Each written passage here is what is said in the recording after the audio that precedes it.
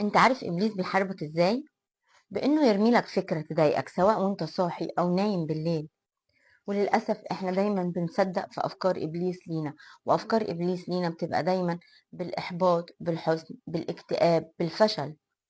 هيجي يقولك انت فاشل وانت تصدق، انت ضعيف وانت تصدق، هيقولك انت جبان مش هتقدر وانت برضو بتصدق، هيقولك خلاص فات الاوان مش هتعرف تعمل حاجة وانت برضو للأسف بتصدق.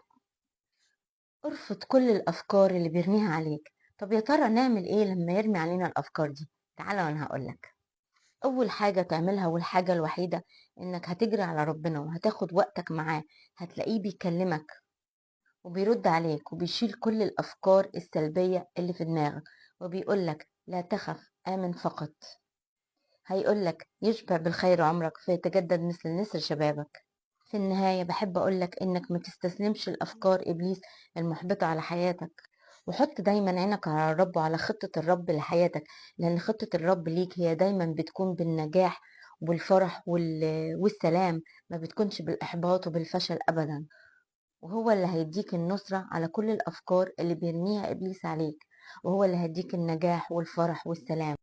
وأما منتظر الرب فيجددون قوة، يرفعون أجنحة كالنسور، يركضون ولا يتعبون، يمشون ولا يعيون.